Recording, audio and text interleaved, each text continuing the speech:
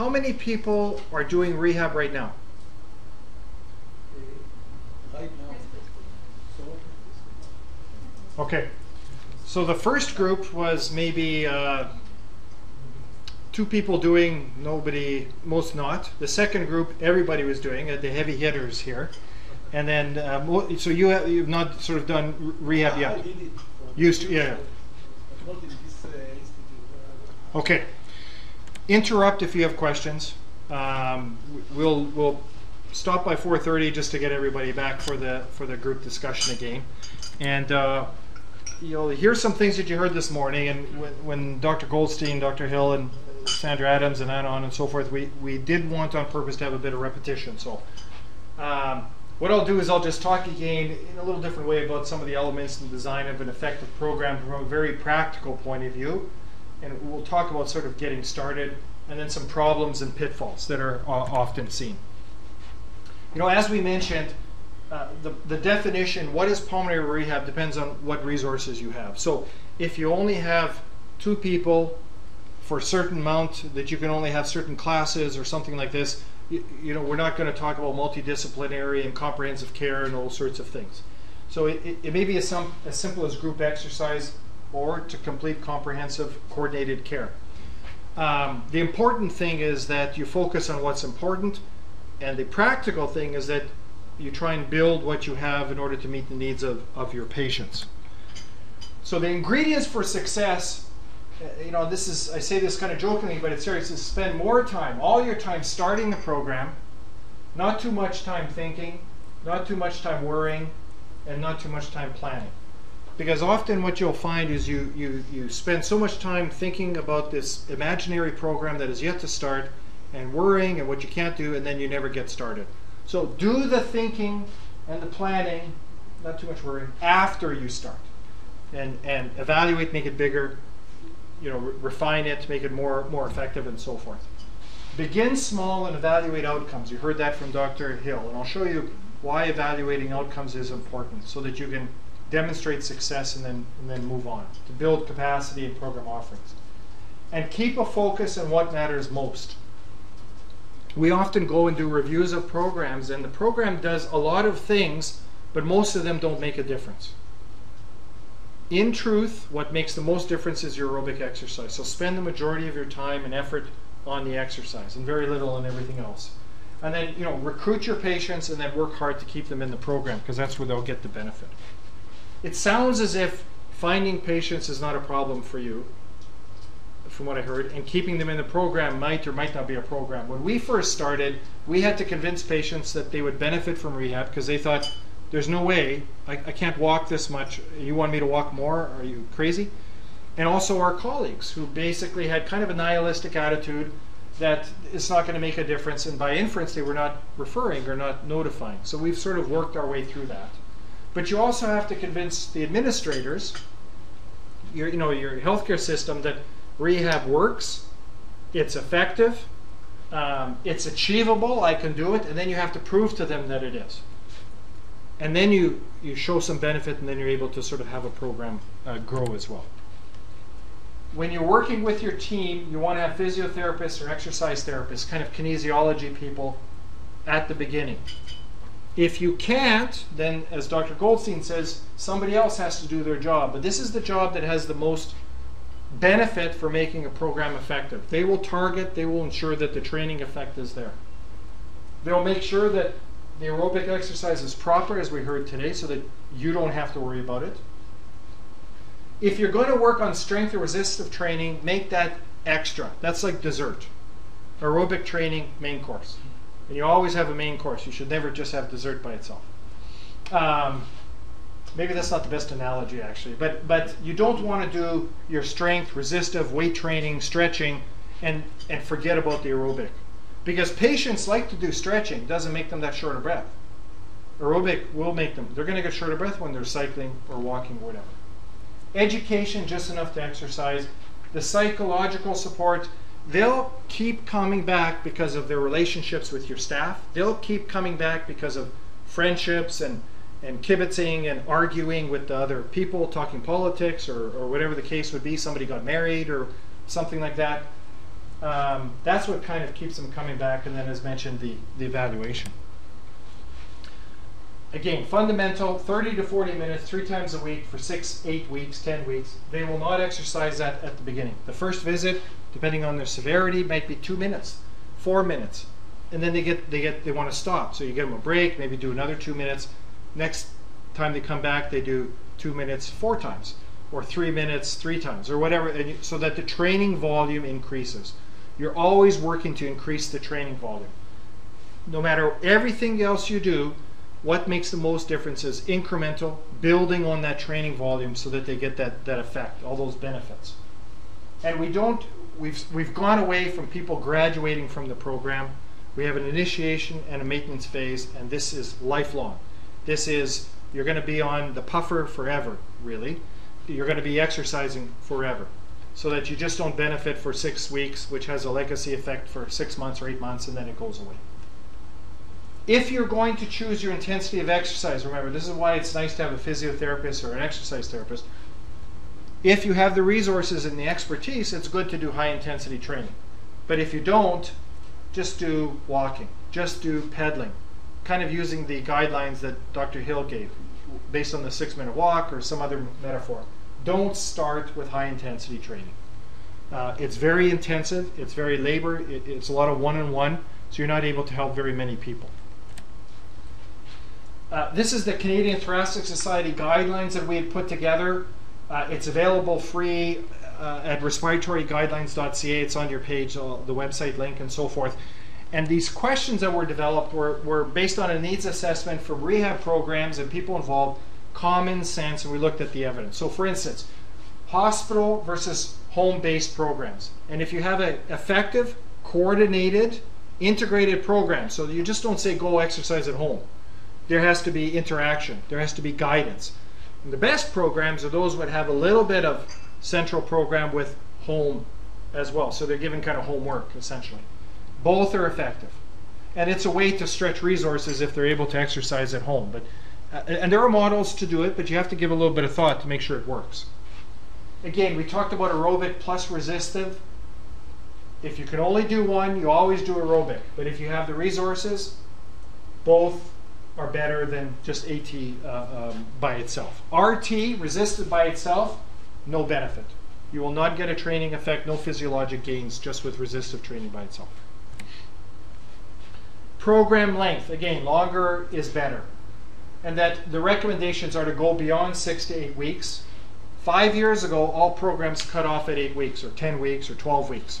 Now the model is to have an initiation or a beginning and then a maintenance phase. Maintenance phase doesn't have to be as intensive. It could be, please come back once a week, please come back once every 2 weeks, something like that, but that you're always coming back together with, now that you know how to exercise, you can try and exercise at home. And depending on, exercise at home is dependent on available resources. So you can go walking. If you have a treadmill, that's fine. Where I come from, we have snow in winter. So they go to hockey rinks and they walk around hockey rinks. So they walk around curling rinks where we go on curling, or malls, because our malls are a way to avoid the winter when it's minus 20 or colder. They have underground parking, so people park and then they go to the mall and they go to the drugstore, they go to the shopping, they buy clothes or whatever, and they do the walking in the mall. We actually have rehab programs in malls. That are very effective and very popular. Yeah. And then the other one was the populations that you can serve. So there's really little evidence in mild because the studies haven't been done.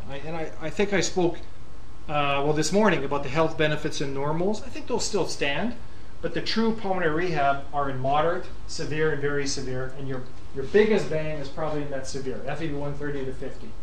These people, they will get a benefit, but it's more intensive. You have to work harder. And the moderates will get a benefit, but they may be better just in a walking club, something less intensive, less structured. But they do get benefits, those three. Again, in Canada, there's now more females than males being diagnosed with COPD because smoking rates are actually starting to fall off in males. So there was a question about the benefit not being as effective in females. It works in both. Your smoking rates are still higher in males, correct? It's the same. Is it the same? Okay. So, you know, 26%. how much? 26. 26. So we're at about 19, 21, depending on the, yeah. China is 65, 70 males and 2% in females. And boy, that's going to change though. So, you know, it sort of depends on your locale, but both work. You do not discriminate on gender. We also don't, we do invite smokers. When they come in, we then try to get them to quit. We help them, enable them. But if they smoke, we will do. Just like if somebody has dessert, we will still give them insulin. If somebody is overweight, we'll still do, you know, we don't judge. We try not to judge. That's kind of old school. And then the last one was the exacerbation, where we try and get them earlier. 5 years ago, we would have said, come back to rehab, or let's start rehab once you're healed, once you're better. And now the philosophy is, come back as soon as you're stable, we'll help you get better faster. And it's quite an important signal, you know, in terms of shortness of breath, exercise, and health-related quality of life. And then some population-based data on hospital admissions and mortality where that's inferred. But in that Cochrane review, there's about a 17% reduction in mortality. And then we did, you know, as we mentioned this morning, talking about adherence and access, and this is a non-stop battle where you have to try and build the program, establish the programs, build capacity so that all the patients that can benefit are able to realize those benefits. As I mentioned earlier, we've sort of packaged our pulmonary rehab within a chronic disease management model. And the reason we did that is because government at that time, which is our healthcare system, was really hot on chronic disease management. And so we designed a program with 3 pillars. Our exercise, which is community-based, and it's targeted for people who are very severe, get more intensive programming. People who are not so severe, just group exercise. Self-management work, which is patient-led support groups using Kate Lorig's program, L-O-R-I-G, out of Seattle. That is very effective. It actually changes patient behavior so that they take their medicine, they know when to yell for help, they know when to go to emergency, they don't feel as victims, they have more mastery over their disease. And then in the middle is the optimizing their COPD. And if you look at this, let's say diabetes. They should exercise, self-management, and then you optimize their diabetes. Heart failure. They should exercise, self-management, treat the heart failure. So it was a nice model to get our government to accept this, and then we said, but we're going to start with COPD. And it worked out very well. And in fact, we've had, these are our results. So we've been doing this for some time now, and we've been able to reduce our system-wide COPD readmission rates by about 23%, hospital days by 22, and ICU days 44.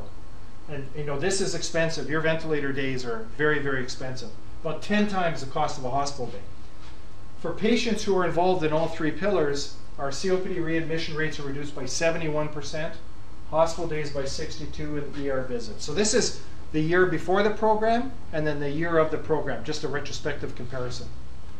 Our SGRQ went down, like lower is better, 8.3 at 3 months, 5.6 at 6 months, and 5.3 at 12. And remember, a signal greater than 4 is clinically meaningful.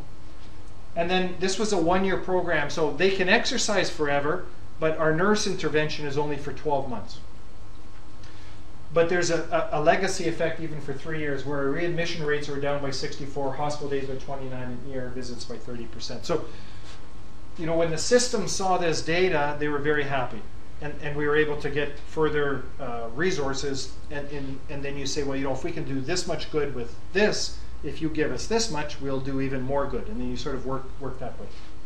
So, you know, you improve quality of life, you decrease shortness of breath, exercise is better, they're not in hospital, exacerbations are down, and then you save the system money. We did not have this data at the beginning. What we did at the very beginning is we said, Bourbeau, Jean Bourbeau, who I know very well, in McGill, and you saw the data, saved $2,700 with a caseload of 50 patients per nurse. Why don't we try that? And we said, you know, you give us the funding for 18 months, we'll evaluate, and then we'll come back and talk to you. We asked for 18 months because we knew we needed 12-month data. So we had a little bit of a cushion. And in fact, we did demonstrate benefit, and then we started with a crumb, then a slice, then a sandwich, then a loaf, and then eventually you work towards a bakery. Because you have to start at the beginning. So the evaluation, the program evaluation, if you're starting a program, do it at the very beginning. Just simple stuff. So we tracked, were they being admitted to hospital, emergency room, and so forth. If you have an EMR, that's easy. We did do an SGRQ. Back then, there wasn't a COPD assessment tool or a CAT or a COPD questionnaire. You could do something that is less intensive than an SGRQ. And then we also did 6-minute walk test, that is. We've actually stopped doing the SGRQ because we've been doing this for about 12 years, and it's just the same. So it's like aspirin for an MI. Eventually you just say, you know what, it just works. We're not going to waste time doing it. If we open up a new program, we do it for a little while to make sure that we're doing what we intend to do. How do you explain that we have so much centers, and it's for the last 10 years, a lot of studies, and no study about mortality? Yeah. So, because if there are less exacerbations and less hospitalizations and less dyspnea, I'm sure mortality is less also. So now let me so this is not published data, but this is in our what's called our annual report. Okay. So it's in the public. We just didn't track mortality. We could go back. There may be a mortality signal. And I think what happens is a lot, just like the TORCH study. If they had another 20 patients, they probably would have had a mortality signal. It's like Uplift. If they had another, close but no cigar. We just haven't even looked at mortality. This data is you are comparing your patients against the same patients 2 years before the beginning of the rehabilitation. So you will not have mortality would not be. Yeah. No, I am not asking only about this. The problem is that all the studies are small. It's not like the TORCH and the Uplift with 6,000 patients.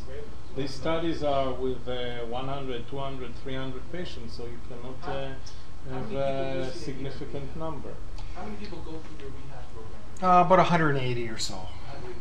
So that's not enough to determine. Because all the studies are not multicentral. They are all most of the studies about rehabilitation are from specific centers. They're not multi-central. They should do, but they're not doing it. Yeah. Because nobody is earning enough money from this to do a multi-central study. Yeah. So it's, and remember, these patients are serving as their own. So they enter the program, we then watch them for a year, and then we went back 12 months to see what happened the prior month. So lots of limitations. This is, if this is New England Journal. If this were randomized control with this kind of numbers, it would be wow. So this is a lot of limitations. Why have you not been able to open up more centers of this kind? If you only have 180 people going through, and you're probably in Saskatoon. Where are you, in Regina? I'm in Saskatoon. Saskatoon. Yeah. So we're people live in Saskatoon, a couple 100,000. Yeah, 275. Yeah. So we've got 5 programs in the city, in sort of a hub and spoke, the main one, and then we have the peripheral sites. We get about 550 COPD admissions a year. It's just like the tip of the... Yeah. And we have a wait list. So in healthcare in Canada, everything's free, but they manage costs by you wait for your hip surgery or you wait for. Do you take what severity of patient do you screen for certain severity of patient? So we don't. The moderate ones go into what's called our first step program. So that would not be captured here. These are just severe and very severe.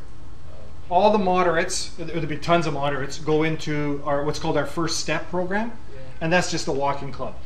They'll have 2 staff members for 100 people. This is kind of the more intensive sort of programming that we have. How many severe patients do you think there are in the community? Lots. We're not touching. What we did is we identified the people who were being admitted to hospital the most, and why we got such a signal is, yeah, exactly. And so that they had a big signal at the beginning, and we get them to take their medicine, to exercise, to recognize early, treat exacerbations as an outpatient, and that's why we got the signal. And do you have a maintenance program? We have a maintenance program as well. And how do you operate So the maintenance program operates as a group, so there'll be 150 COPD patients You go out exercising. and you invite them back, or they come Yeah, yeah. back? No, we invite them back, and How often? they're told to come back once a week, but they can come back. We have 37 hours of programming a week. So there's various times, night times. We have nothing on the weekend, but we have daytime and nighttime. And our retention at 6 months is about 80% right now.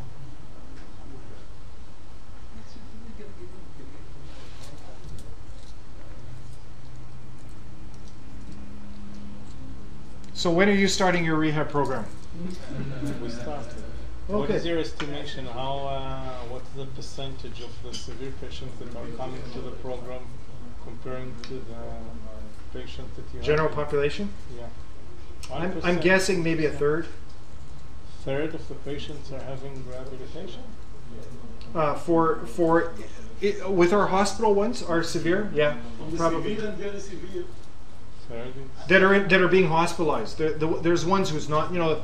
There are those severe people who are not being hospitalized. We're probably not capturing them very well at all. But the ones who are coming into hospital, third. I can that's a tell you guess though. that now in קופת חולים כללית, which is the biggest healthcare company, we are conducting a trial of disease management, Yes. COPD, and there are two groups The Gardner of 600 patients in each group with severe and very severe COPD. And the group under the disease management, you persuade them and you speak with them every day by phone, and they come every week, and you give them free the rehabilitation. Only 50% come Really? from the disease management group, not from the control. 50%, half From the of them. control group, about 20-25%. Yeah. Wow. And it's all free and everything. Free, and we're doing all the efforts to bring them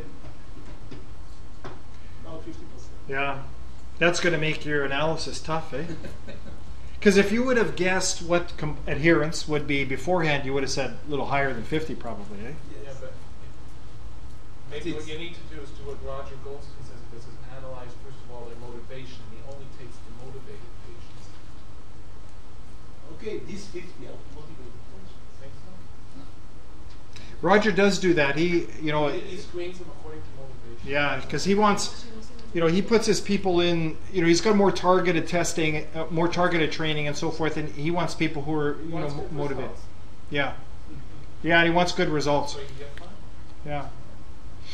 But So- if you- No, go ahead. I think that if you take the country, I assume that less than 1% of the COPD patients that should have been under rehabilitation are going to I rehabilitation. don't know if one, but less than 5, I'm sure. In Canada, it's 2 point some percent. Dina Brooks and Roger published that a few years ago. Yeah. That all the COPD patients versus the available slots, just the capacity. Only 15% of COPD patients actually see a That's the estimate, see a Is that right? 15? That's what they think, And the cardiologists in Israel say that around between 25 to 30% of their patients are going to rehabilitation program. Really? They are much more minded. The Well, that- patients. Yeah. That's high. That's pretty good. 25%.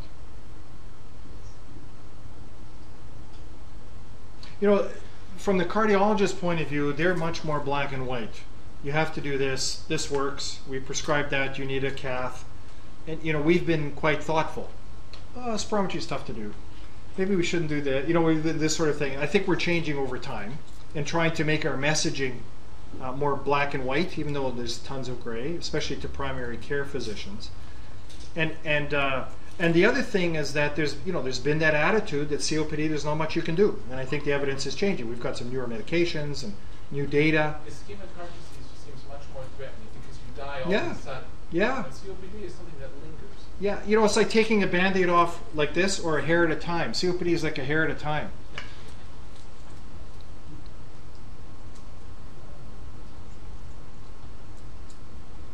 So you've got rehab going?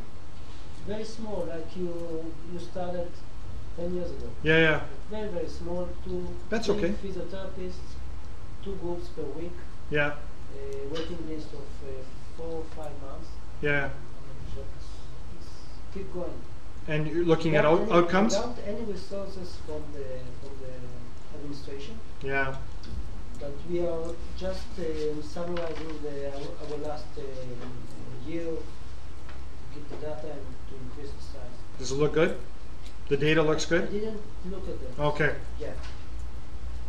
I'm sure it will look good. Yeah. Do patients like it? Yeah, very. Yeah. The other thing we did is we did a patient satisfaction survey, which is, it's just fluff, but it does add to it, because the patients really like it and so forth. And again, that's something we learned from West Park and Roger did. It doesn't take a lot of resources, but it does have value when you're speaking to the administrators or the Ministry of Health and so forth. Because they don't know what a 6-minute walk test is. If you get 60 meters, what do they care? But dollars, patients happy, those sorts of things, those are things that are easier for them to understand.